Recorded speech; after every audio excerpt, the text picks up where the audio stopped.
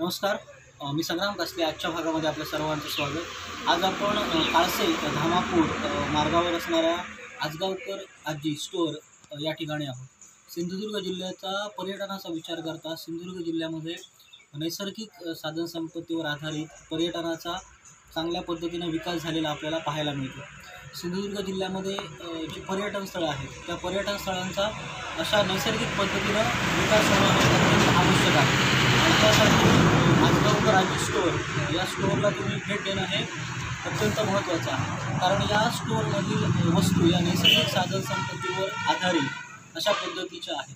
त्यामुळे नैसर्गिक साधनसंपत्ती जपणं हा जो संदेश आहे हा आजगावकर आजी स्टोअर यामधून मिळत राहतो.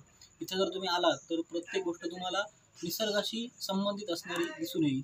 म्हणजे अगदी आईस्क्रीम जरी म्हटलं तरी ते आईस्क्रीम फणसापासून बनलेलं आहे. त्यामुळे तुम्ही काळसे धामापूर या मार्गावर जर आलात तर आजगावकर आजी स्टोअरला अवश्य भेट द्या. आजच्या भागामध्ये आपण आजगावकर आजी स्टोअर पाहणार आहोत. त्याचप्रमाणे यामध्ये कोणत्या पद्धतीच्या वस्तू आहेत हे देखील पाहणार आहोत. आजगावकर आजी इको स्टोअरमध्ये असणारी ही बैठक व्यवस्था, जे पर्यटक या ठिकाणी येतात त्यांना बसण्यासाठी अशा पद्धतीची पर्यटक व्यवस्था करण्यात आलेली आहे. ही पर्यटक व्यवस्था पाहिल्यानंतर आपल्याला अतिशय प्रसन्न वाटतं.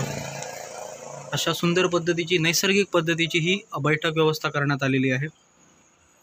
इथून बसून तुम्ही इथल्या पदार्थांचा आस्वाद घेऊ शकता. जे पदार्थ मिळतात ते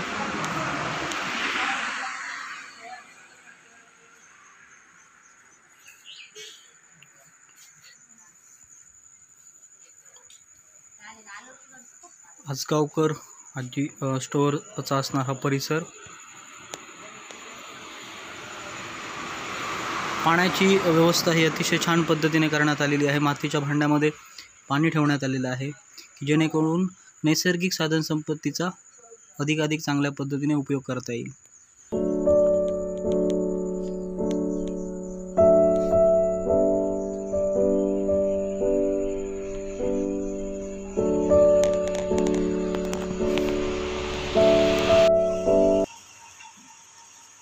नमस्कार, मी रोहित आजगावकर. आपला सिंधुदुर्ग हा जिल्हा पर्यटन जिल्हा म्हणून घोषित झालेला आहे. तर इथे वेगवेगळ्या प्रकारचे कल्चर, त्यानंतर आपल्याला बायोडायव्हर्सिटी, प्रोडक्ट वगैरे या सगळ्या गोष्टी आपल्याकडे खूप वेगवेगळ्या प्रमाणामध्ये उपलब्ध आहेत. तर टुरिझमला ज्यावेळी लोक येतात त्यावेळी फक्त धांगड धिंगाण्याचं टुरिझम न होता इतर ह्या सगळ्या कल्चरल गोष्टी आणि सगळ्या गोष्टी जाणून घेणारा खायला लागतो. त्यातलाच एक भाग म्हणजे तिथले स्थानिक प्रोडक्ट्स, जे कारागिरीतील असतील, जे खाद्य संस्कृतीचे खाद्यपदार्थ असतील. तर अशा प्रकारचे ज्यावेळी बाहेरून पर्यटक येतो तर त्यावेळी इथून तो काय घेऊन जाणार आहे. तर त्यासाठी आपल्या इथल्या रॉ मटेरियलपासून बनल्या जाणाऱ्या, गावामध्ये बनल्या जाणाऱ्या गोष्टी, पारंपरिक ज्ञानातून आलेल्या गोष्टी, तर त्यांना उपलब्ध झाल्या पाहिजेत. तर अशा कन्सेप्टमधून हा इको स्टोअर 2021 साली चालू केला आहे. ह्याला आजगावकर आजी इको स्टोअर म्हणून नाव दिलं आहे. आणि आजी ही या स्टोअरची या ब्रँडची ब्रँड ॲम्बॅसेडर आहे. कारण ती प्रत्येक आजी ही एक पारंपरिक नॉलेजचं एक विजडम असतं. तर तिला घेऊनच आम्ही ब्रँडिंग केलं आहे. तर त्यानंतर हे तुम्ही सगळे प्रोडक्ट्स इको स्टोअरमधील जे बघाल तर ते गावामध्येच किंवा सिंधुदुर्गमध्ये बनलेले प्रोडक्ट्स आहेत. आणि विदाऊट केमिकल, नॅचरली जास्तीत जास्त बनवण्याचा त्या सगळे पदार्थ उपलब्ध केलेले आहेत. तर तुम्ही इथे बघाल प्रोडक्ट, तर इथे आंब्याची आणि फणसाची, आंबा, फणस हे मेन आपल्याकडची उत्पादनं असतात, रॉ मटेरियल. तर त्याच्यापासून ज्या पोळ्या बनवतात त्याचे छोटे पीसेस बनवले ती लोकांना शेअर करून घेता येतात. दुसरं म्हणजे काजू आपल्याकडचा. तर काजू आपला पारंपरिक जी भाजण्याची पद्धत होती चुलीवरती, त्याची टेस्ट ही एक वेगळीच असते. तर ते आम्ही फक्त चुलीवरती भाजलेलेच इथे काजू आमच्या स्टोअरमध्ये आम्ही उपलब्ध करून देतो. त्यानंतर कुळीत, हे जे आहे कुळीत पण आपल्याकडे कोकणात बऱ्याच मोठ्या प्रमाणावर उगवतं. आणि कुळीत हे प्रोटीन आणि कार्बोहायड्रेट्समध्ये खूप रिच आहे. तर आपल्याकडे फक्त त्याचं पीठ बनलं जातं, त्यापासून पण वेगवेगळे प्रोडक्ट डेव्हलप आपण करू शकतो. तर आम्ही याच्यापासून लाडू बनवलेले आहेत. कुळथाची ही ऑर्गॅनिक जॅगरी आणि तुपामध्ये बनतात. तर ते पण लोकांच्या पसंतीला उतरतात. आणि दुसरं म्हणजे आमच्या कॅफेमध्ये कुळथाची भेळ पण उपलब्ध असते. ते पण तुम्ही ते आस्वाद घेऊ शकता. इथे तुम्हाला बेलफळाची आणि जास्वंदीच्या फुलांपासून बनवलेलं सिरप तुम्हाला बघता येईल. बेलफळ पण आपल्याकडे मुबलक प्रमाणात अवेलेबल आहेत, पण ते सगळे पिकल्यानंतर फुकट जातात. आपण काही त्याचा वापर करत नाही. तर शरीरासाठी खूप चांगलं उपयुक्त असलेलं असं बेलफळ आहे. तर त्याच्यापासून हे सिरप बनवलेलं त्याचं मिल्कशेक किंवा सरबत ह्या दोन्ही गोष्टी तुम्ही बनवू शकता.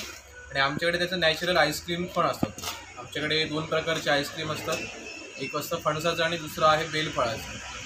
तर हे बनलं जातं गावातल्या म्हैशीच्या दुधापासून. त्याच्यामध्ये कोणतेही प्रिझर्वेटिव्ह, आर्टिफिशियल फ्लेवर, कलर हे काहीही नसतं. तर दुसरं जास्वंदीचं सिरप जे आहे, लाल जास्वंद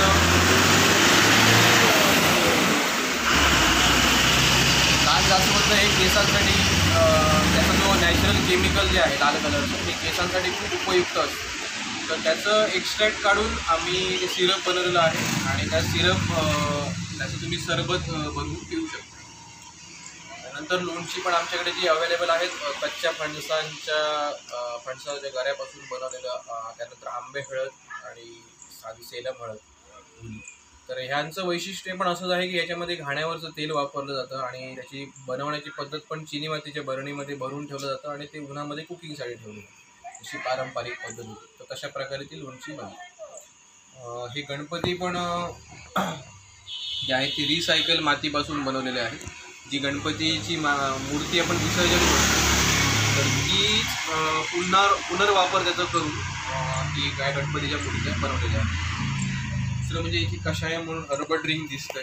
तर ते पण तुम्ही चहा किंवा कॉफीला अल्टरनेटिव्ह म्हणून वापरू शकता. जे साईड इफेक्ट्स चहा कॉफीने होतात ते टाळता येतात आणि फ्रेशनेसचं जे तुम्हाला आपल्याला एक गरज असते ते तुम्हाला एनर्जी ड्रिंक म्हणून तुम्ही ते पिऊ शकता. घाण्यापासून बनलेलं असतं. बरेच म्हणजे आयुर्वेदिक.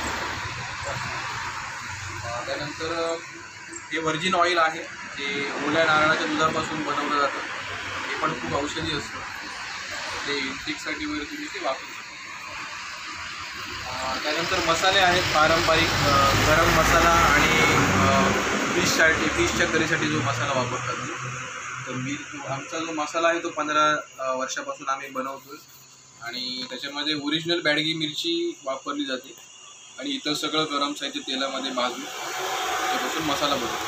दोन्ही प्रकारचे मसाले इथे अवेलेबल आहेत.